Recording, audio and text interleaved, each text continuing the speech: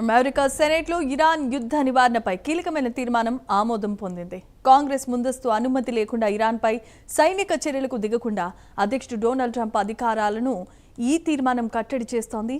సెనేట్తో 50 నుండి 48 ఓట్ల తేడాతో ఈ తీర్మానం ఆమోదాన్ని పొందింది. ఇక ఈ నిర్ణయం అమెరికా విదేశాంగ విధానంలో ఒక ముఖ్యమైన మలుపు అని చెప్పుకోవచ్చు.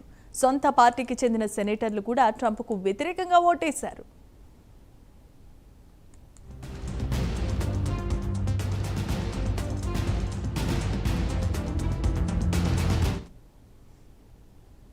ఈ తీర్మానానికి అనుకూలంగా 50 ఓట్లు, వ్యతిరేకంగా 48 ఓట్లు వచ్చాయి.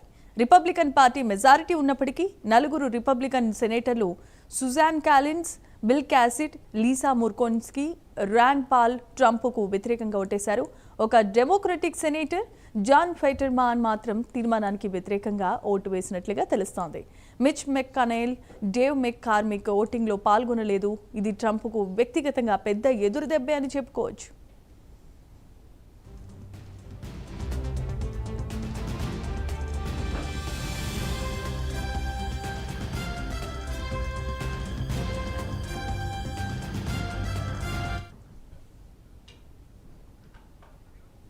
ఈ తీర్మానం ప్రకారం కాంగ్రెస్ ఆమోదం లేకుండా ఇరాన్పై ఎలాంటి సైనిక చర్యలకు దిగొద్దని అధ్యక్షుడిని ఆదేశిస్తోంది. 1973 యుద్ధ అధికారాల చట్టం కింద ఈ తీర్మానం చట్టబద్ధంగా కట్టుబడి ఉంటుందని మద్దతుదారులు వాదిస్తున్నారు. ట్రంప్ తన సొంత పార్టీ సభ్యులపై తీవ్రమైన ఆగ్రహాన్ని వ్యక్తం చేశారు. వారిని తీవ్రంగా దూషించారు. ఇది అమెరికా రాజకీయాల్లో తీవ్రమైన చర్చకు దారితీస్తోంది. ఇప్పుడు ఈ అంశం దేశవ్యాప్తంగా హాట్ టాపిక్గా మారింది.